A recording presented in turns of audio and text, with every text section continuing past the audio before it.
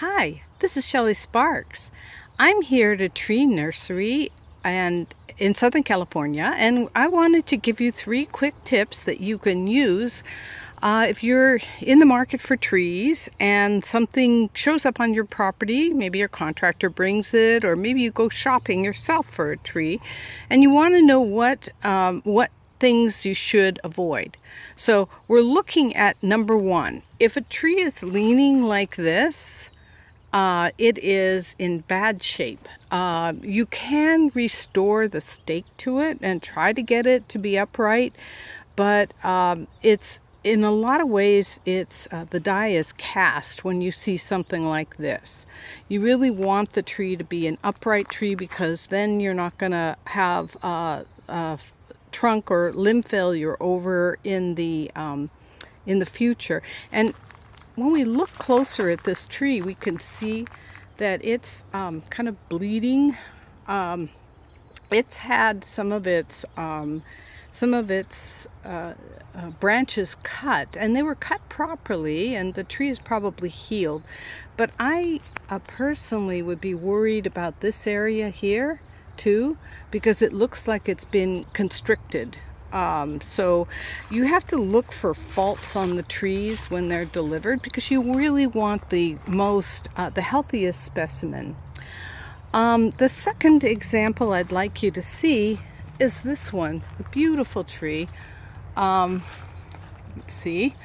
But when we look at the stems like this, where there's 3 stems coming out, and not one of them is the predominant stem isn't the one that's going straight up, that's called codominant stems. And in that juncture, you can see the strongest of those 3 stems or the biggest, is leaning. So in the future, that's the one that will break off and fall on your head or your house. So you want to avoid a tree like this. You really want to get a tree that has a nice, strong center dominant trunk. And then the third example that I'll show you is something that's over here. It's a leaning. Okay, first of all, the posture of the tree, of the trunk, is leaning, but that's not the thing that would concern me the most. It's got a very big caliper. It's been irregularly pruned. You can see here where there's been a pruning cut that's really not a good cut.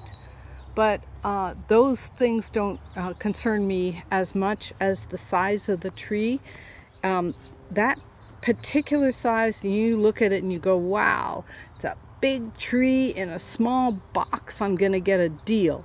But the deal part is not so good, because what happens when a tree that has outgrown its box size, so my guess is the roots in this tree are circling around that box looking for a way out.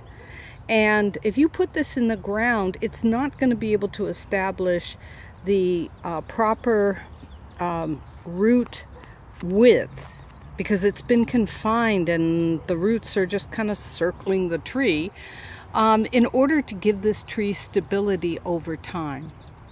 So I hope that this is going to help you when you're choosing trees to go into your yard.